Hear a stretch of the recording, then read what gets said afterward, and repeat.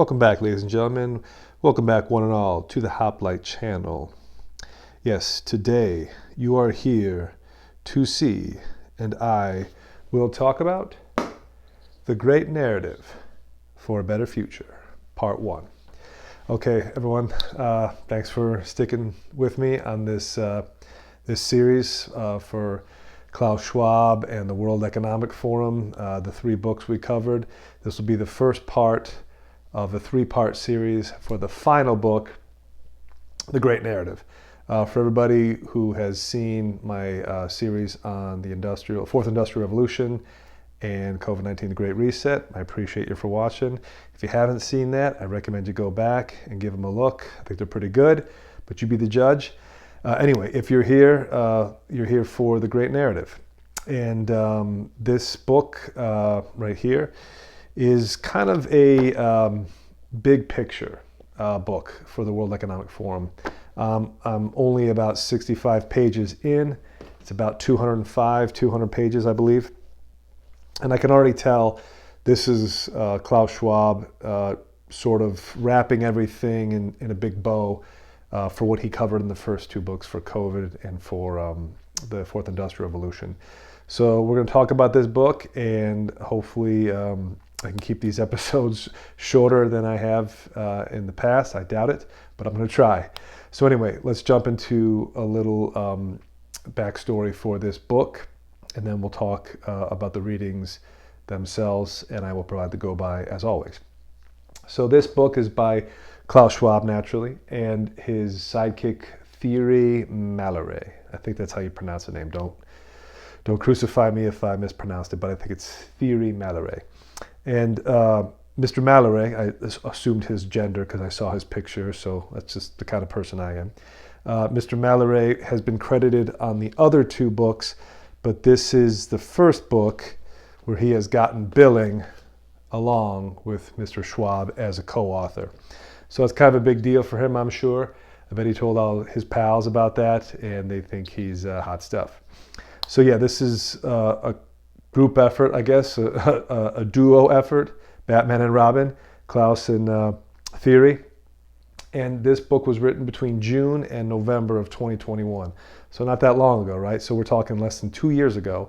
And again, I thought it was very strange that these books, it's at the end, we're at the end of April here. It's the last day of April 2023.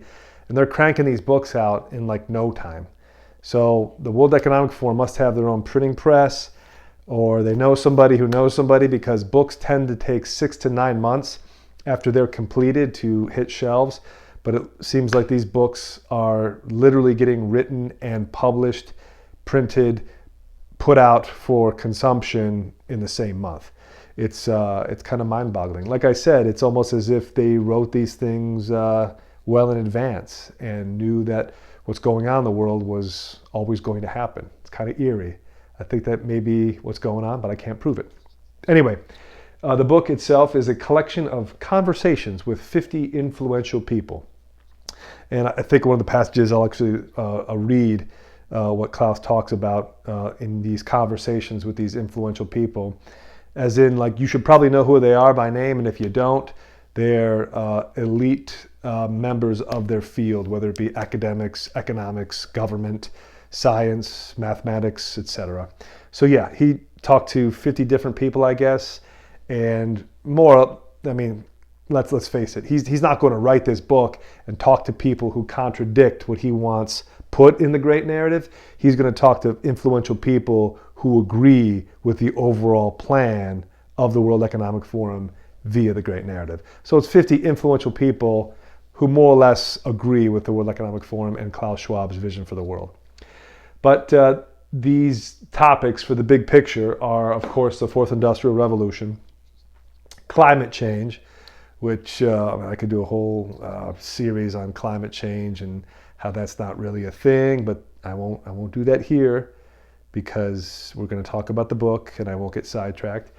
And ESG, which of course goes hand in hand with climate change, and how they're going to modify human behavior to address this very pressing issue, which I believe has been for about 60 years now. Such an urgent issue that for 60 years Nothing has destroyed the earth yet, but for 60 years we've been told that it's any day now. Macroeconomics, of course, which kind of encompasses everything. Stakeholder inclusivity, this is a big topic for the World Economic Forum. Stakeholders meaning any person walking around, who has a pulse.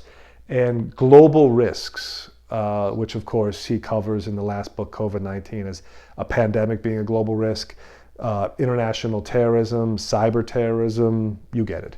So those are the 5 big topics for the big picture that the Great Narrative will be about.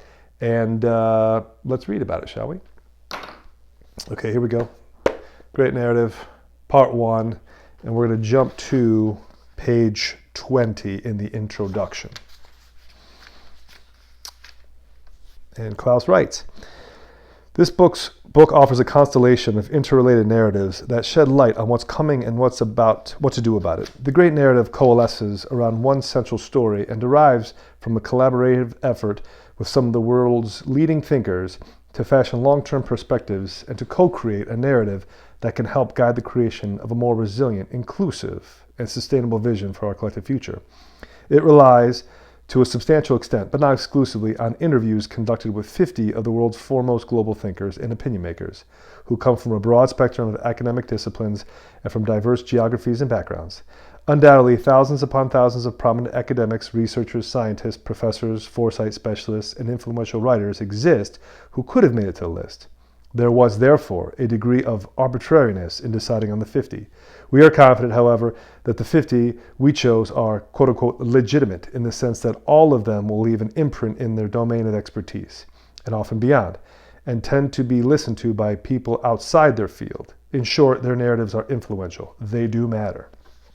Okay, so like I said, that's the basis of the book, right? It's the Great Narrative. It's like this idea he wants to promote in the book is that people relate to other people via narratives, via stories, via timelines, movies, novels. Like that's how human beings make sense of the world, right?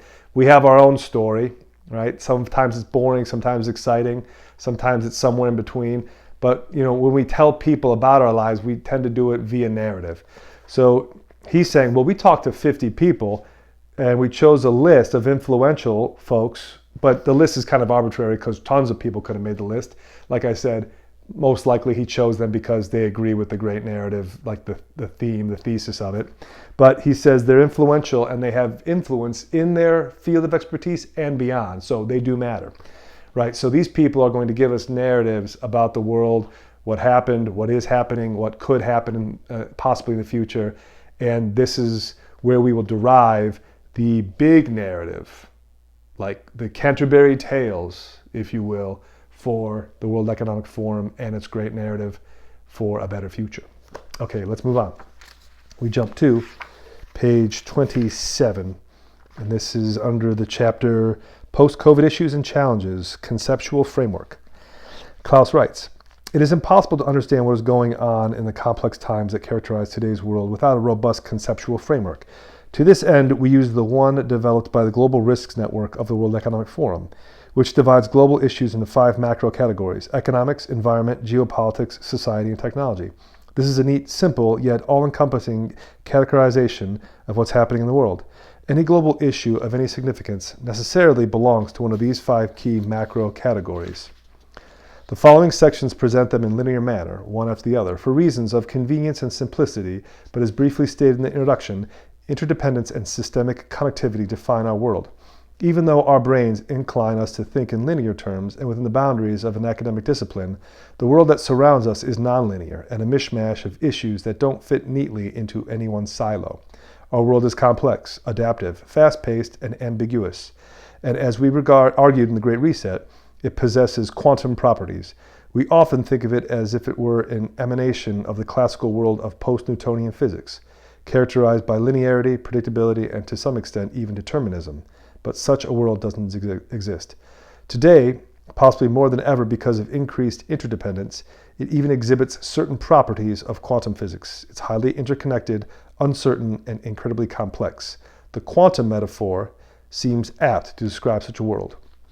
It is therefore limiting and conceptually wrong to think about one specific macro category without taking into consideration the way in which it intersects with others. Thinking about economics without relating them to social issues, or about geopolitics without incorporating technology, or, for that matter, thinking about any of the 5 macro categories in isolation from the 4 others, constitutes a dead end. The reason is straightforward. The 5 we've chosen as our conceptual framework are intricately interdependent. The risks and opportunities they harbor are fully interconnected. Each individual risk always conflates with the others, and each has the potential to create ricochet effects by provoking further risks.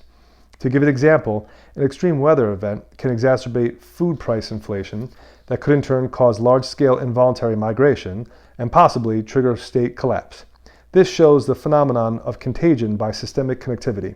Similarly, an opportunity arising in one macro category, like fast-paced acceleration of innovation and development of new technologies, can directly benefit another macro category through a specific and direct impact. Drone surveillance, something impossible a few years ago, to mitigate the risk of deforestation, environmental risk, offers such an example. Risks conflate, but so too do opportunities. Okay, so what he's saying, obviously, is that, well, you can't just look at things like climate change and say it's not going to affect macroeconomics. Similarly, if something affects macroeconomics, it's going to possibly create a global risk, or it's going to influence the 4th Industrial Revolution, or the 4th Industrial Revolution will affect stakeholder inclusivity, etc., etc. You get it. So what he's saying is, like, the world's a big butterfly effect. So a butterfly, if you're not familiar with the theory, flaps its wings in Japan, and as that little wind glides off the wings of the butterfly, it generates into a gale force, into a storm, into a hurricane, and before you know it, a hurricane hits the west coast of the United States because of some little butterfly in Japan. The theory is that one series of events will create a new series, will create a third, a fourth, and then you possibly have catastrophe. Similarly, good things can happen because of one little thing happening in this sector, and it has ripple effects in all the others. I don't tend to agree with this theory.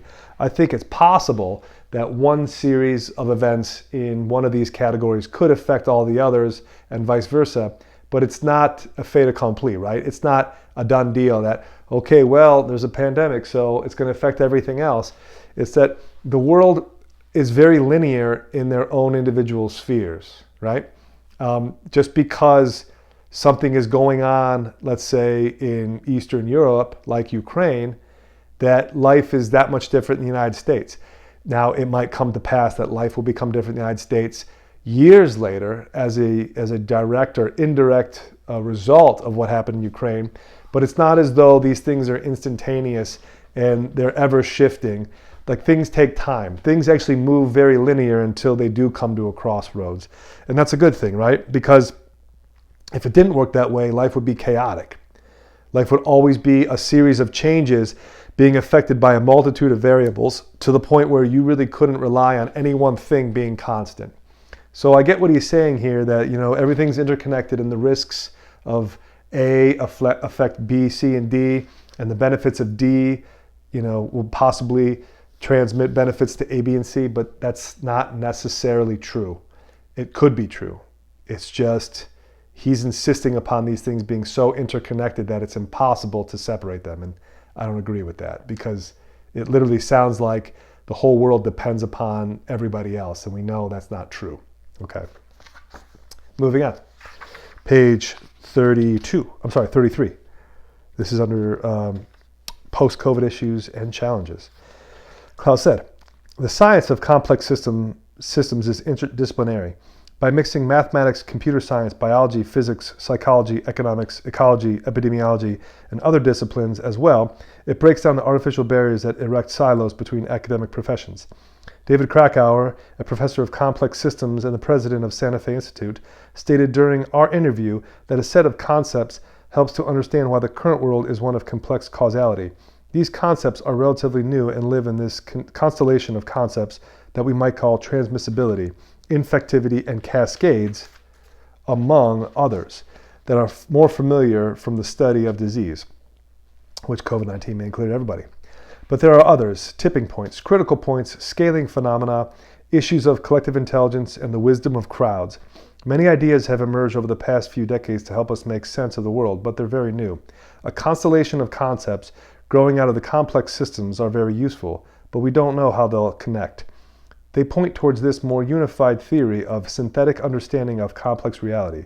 In the great narrative, we refer often to such notions because they make the most sense in explaining what's going on now. Equally, they must be part of our conceptual framework because only they can explain the messiness or ambiguity of what's coming next.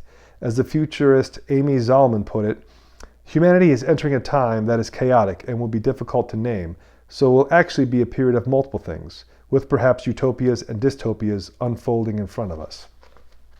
Okay, that section sounds like complete babble and BS. Well, first of all, we got 50 influential people. We talked to a futurist and this guy, Professor Krakauer of Complex Systems and the president of the Santa Fe Institute. Complex systems, like, is that engineering? It sounds like engineering to me, but he doesn't say he's an engineer. And a futurist, I don't know what the hell that is. That sounds like fortune teller? Is that what it's supposed to be? Like a tarot card reader? Humanity is entering a time that is chaotic and will be difficult to name. You could probably say that for a lot of different times in humanity, right? Like we talked about the Black Plague during the last series on COVID-19. That was a pretty chaotic time. I don't know they really had a name for that period while it was going on, but they probably didn't like the time in which they were living. She says, it will actually be a period of multiple things. Not too, specific there, Amy. Perhaps utopias and dystopias unfolding. So it's like, hey, a lot of stuff's going to happen. It's going to be difficult. There could be utopias and dystopias. It's like, so what you're saying is basically anything could happen. That's what a futurist is telling us, right? I see, like, you've got the Prince of Cups. That's good. But then you've got the inverted devil, and that's bad. So what's going to happen? Who knows? It could be good or bad. That'll be $55. That section was funny. I just had to read that because it says nothing, but it says a lot, All right, moving on. Page 39. This is under economics and growth. Klaus wrote, at the time of the writing for the end of 2021, growth in advanced economies is rebounding. Much less so in most emerging markets and developing countries, when recovery from the pandemic will have played out and the vigor of the rebound exhausted its effect. Global growth will likely return to the lukewarm levels it experienced prior to 2020. Okay, I'm going to stop right there. It's not going that way. It's definitely not going that way. The war in Ukraine definitely threw a wrench in things going back to normal as in 2020 economics, but that was also unforeseen too, wasn't it? A lot of people were possibly suggesting that Russia was moving forces to the border, but no one really rang the alarm bell saying Russia's going to invade, it's going to kick off a proxy war, the US is going to try and sanction Russia to cause regime change, it's going to backfire, it's going to harden alliances they have with India and China. That's what's going on now. So we know right now that this section was not too prophetic. Anyway, continuing. In the foreseeable future, the global economy will grow less than it did in the past for several secular reasons. They include, in no particular order, global aging, inequalities, a partial retreat from globalization, and the supply risks it entails, high levels of indebtedness, geopolitical turmoil, and Chinese growth's inevitable deceleration. Each of these factors, which often intersect and each other amplify their effects, will constrain future economic growth. Okay, well, at the end there, he kind of saved it, but he said China's growth's inevitable deceleration. China's growth is decelerating only because the United States and NATO and the Western allies are in a proxy war, as I said, with Russia in Ukraine. China, partnering with Russia, is going to have decelerated growth in the meantime because it's forming an alliance with a country that is currently at war economically, at least, with the West. So it's going to take some lumps in the beginning, but China is positioning itself to de-dollarize. And I want to do another episode about that. But China, Russia, India, Brazil, South Africa, and all the other nations, Saudi Arabia, Iran, Nigeria, that want to join BRICS, They want out of the dollar system because they know that the dollar is being used as a weapon against them if they don't do what the United States wants. And it's been that way for at least 50 years. So the deceleration of China's growth is just transitory. That's going to stop and turn in China's favor probably in the next 5 to 10 years, if not sooner. So I disagree in that regard. But global aging, that's definitely an issue, especially in the West. And I think he talks more about that in the Fourth Industrial Revolution. But the growth right now is slowing down because of a war in the middle of Europe. And I still think that Russia can't afford to lose that war, so they're not going to. And it will change the face of the world as far as global economics work. The macroeconomics, that is definitely going to change in the next 5 to 10 years, if not sooner, as I said. Okay, moving on. Page 42. This is under section, I think we're still under growth. Klaus wrote, in the coming years, no matter what happens with potential substitutes, many leaders will persist in their obsession with GDP growth, maximization, and therefore GDP will continue to underpin most decisions made in economic policy. However, as the world inevitably moves in a direction that uses a different lens to measure progress and becomes more conscious of the need to preserve what GDP doesn't measure, like biodiversity and social cohesion, we may take the view, at least in rich countries, that living with a few basis points of lower GDP growth doesn't amount to a catastrophe, particularly in countries that score well on environmental and social performance indicators. We might even find we live with such a scenario quite happily. This is not a rhetorical question. Consider the following. Would you prefer to live in a country that ranks consistently among the highest in terms of subjective well-being, i.e. happiness, and abides by stringent environmental standards with unimpressive but decent rates of GDP growth, or in a country that grows at an average of 1 or 2 percentage points higher, but scores lower in environmental and social terms? Would you prefer a 2% growth rate in a pristine and socially stable environment, or 4% in a heavily polluted place with little social cohesion? At one extreme, Japan's high living standards and elevated well-being indicators offer a salutary lesson that there is hope even in a quasi-absence of total GDP growth. In our conversation, Shu Yamaguchi called this situation the completion of civilization, adding, I wish to call it a plateau society, not a climbing society. Japan in the 20th century was a climbing society, climbing the mountains and catching up with the United States and the United Kingdom. It worked very well, but doesn't anymore. This is not stagnation, but a completion of modernization. This argument is reflected in the consumption habits of some affluent consumers. They may express a desire to replace conspicuous consumption and material accumulation with new markers of distinction, like experiences instead of physical goods.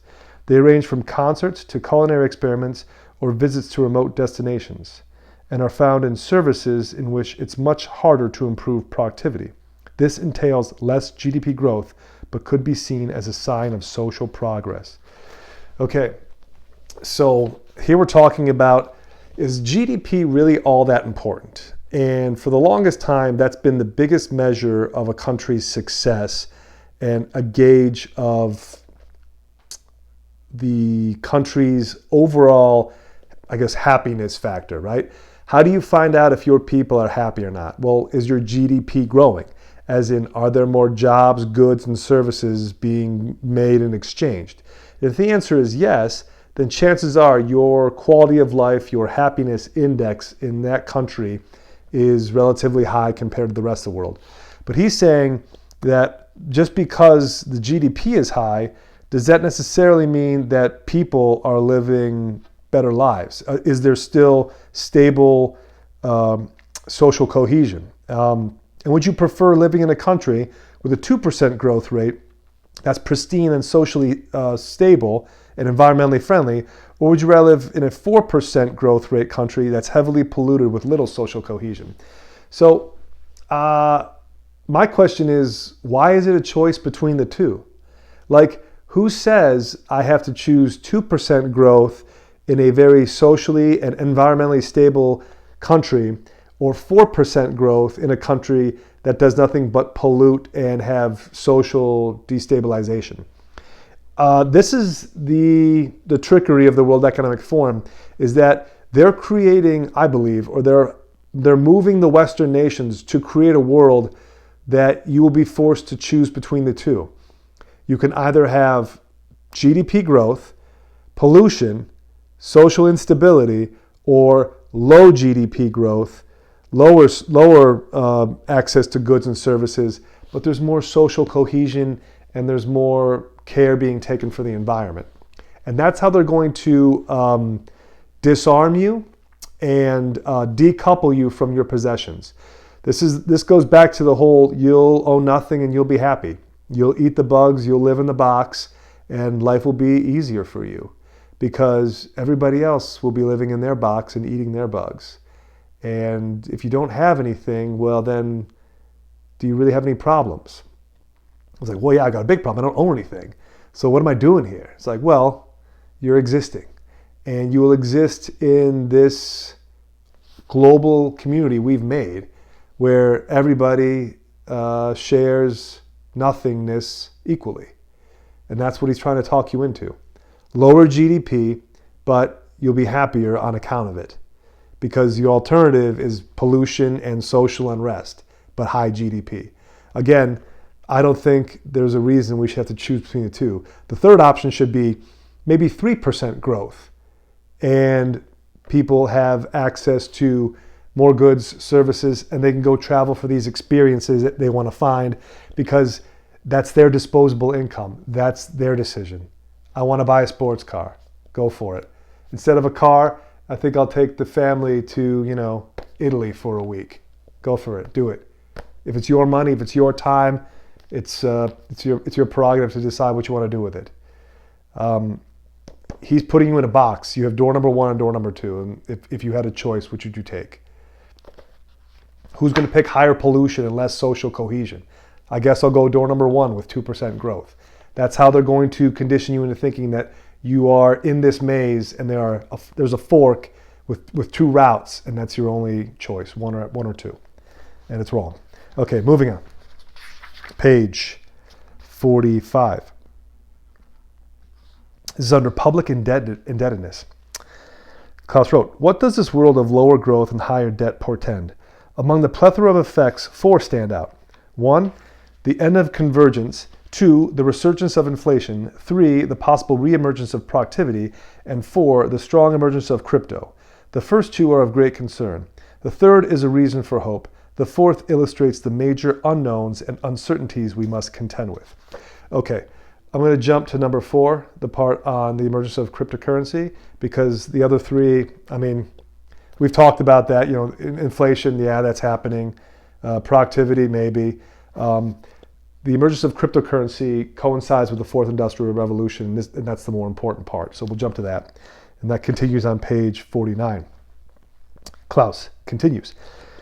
The strong and rapid emergence of cryptocurrencies, and more broadly fintech, entangles economics with technology and innovation in such a complex way that it makes it hard to identify how the causality runs and what some of the potential applications and policy implications might be.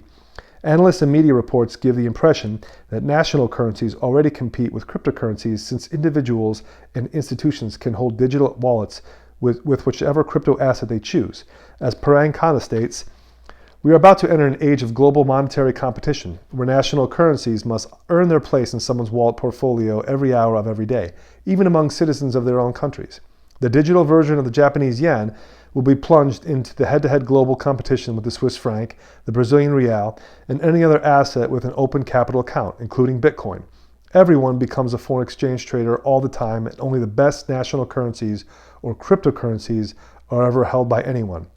It might be that government-supported cryptocurrencies compete with each other, as hinted by Khanna. If they do so, they'd blur the line with fiat money and would change the financial system in terms of financial stability and traditional monetary policy in a way nobody can yet predict.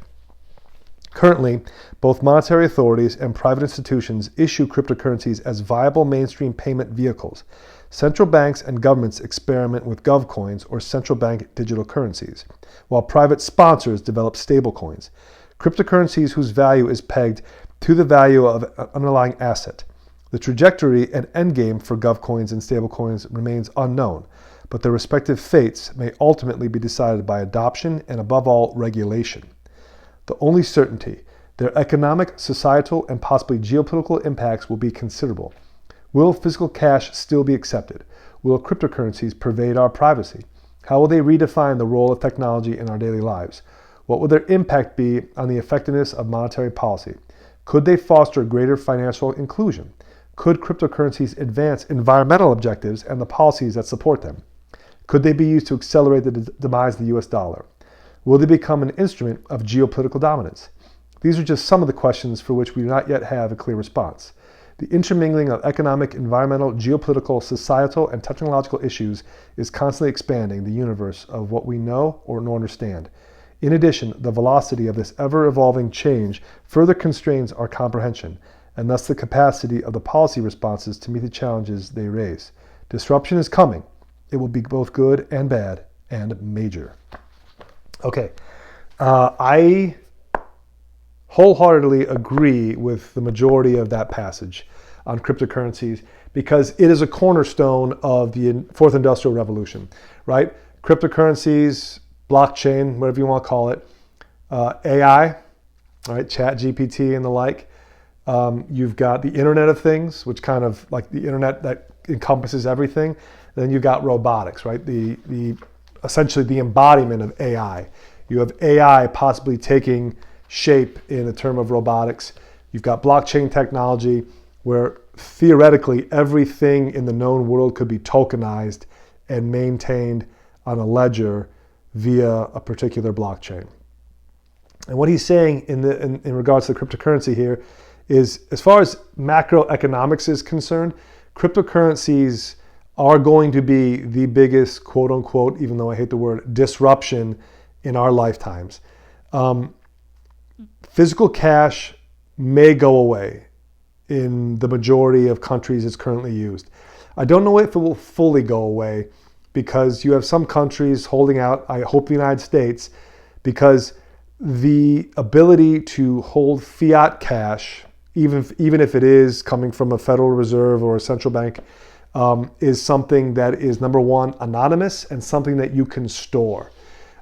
Digital currencies is something you can store on a software wallet, a hardware wallet, an exchange, but it's never truly yours because you don't technically possess it. It's on a blockchain, which means it's somewhere else than physically in your possession.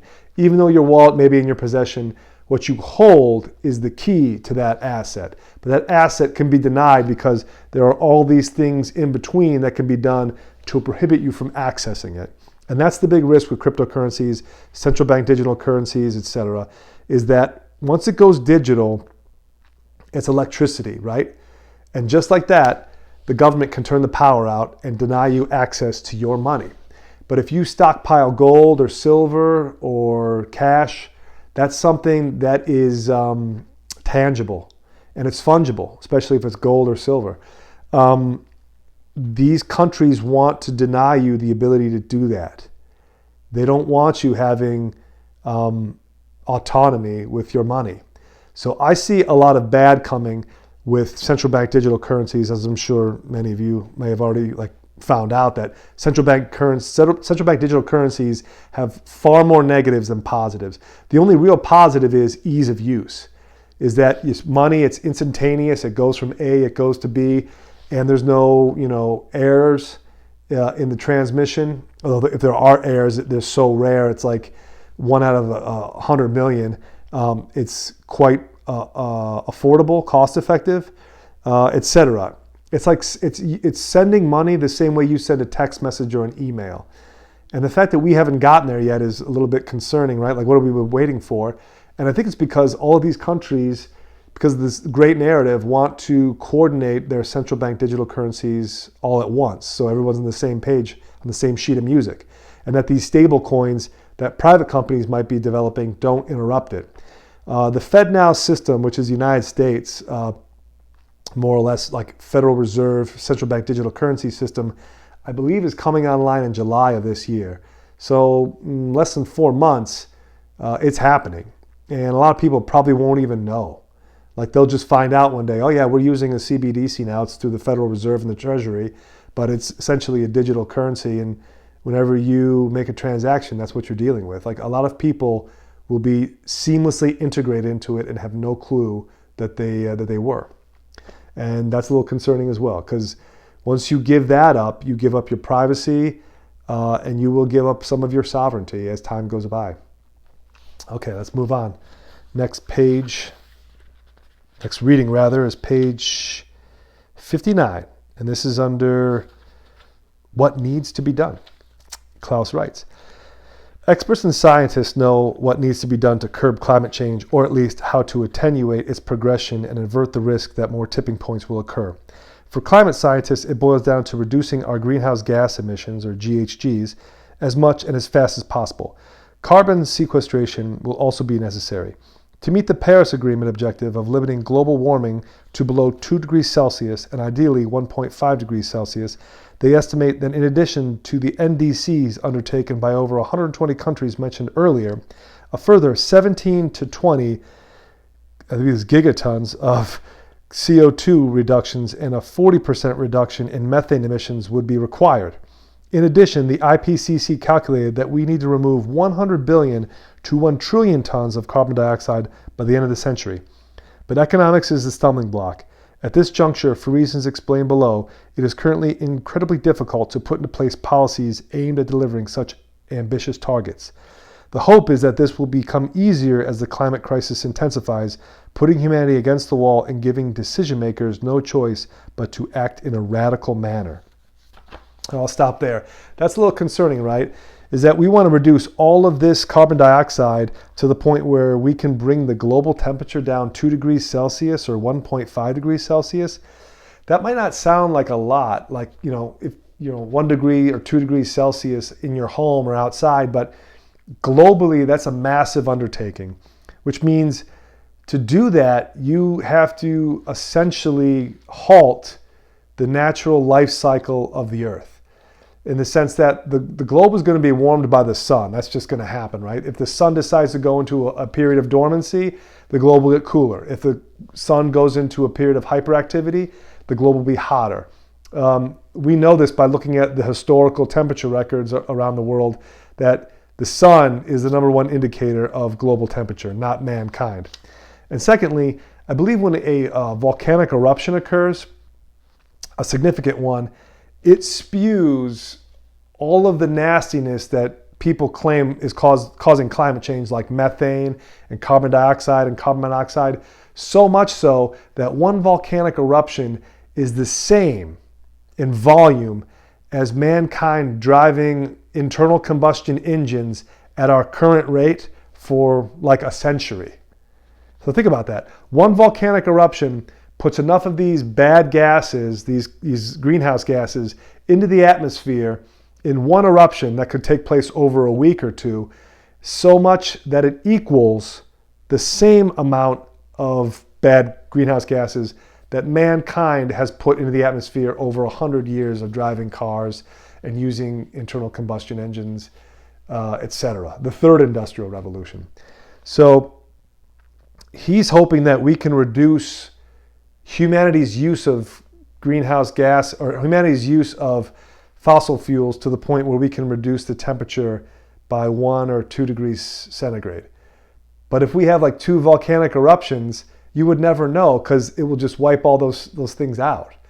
And this is what's so silly, is that the Earth is a self-sustaining system, meaning those volcanoes have been going off for thousands upon thousands upon thousands of millions of years. The Earth has a way of scrubbing itself, and life will just continue on. It will take over. This idea that mankind can destroy the world is foolish.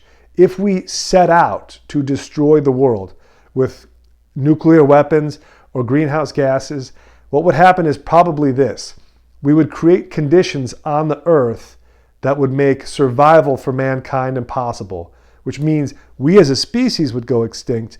The world would go through a process of healing, and then everything would grow over like a jungle again, and the world would start over, like we were never there. That's what would happen. But this climate change talk is part of the great narrative, and it's to get you into a mindset that we're all in this together, and you have to reduce your standard of living, because Carbon dioxide, carbon monoxide, and methane's bad, and you're causing it.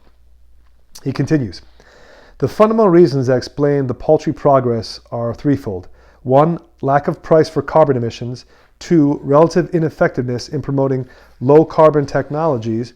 And 3, malfunctioning architecture of international climate accords. There will never be real incentive to decarbonize without a price being put on carbon dioxide emissions around the world. Without it, governments, companies, and consumers will simply not change their behavior in volume and on scale that matters. Currently, the global price of carbon emissions is almost zero.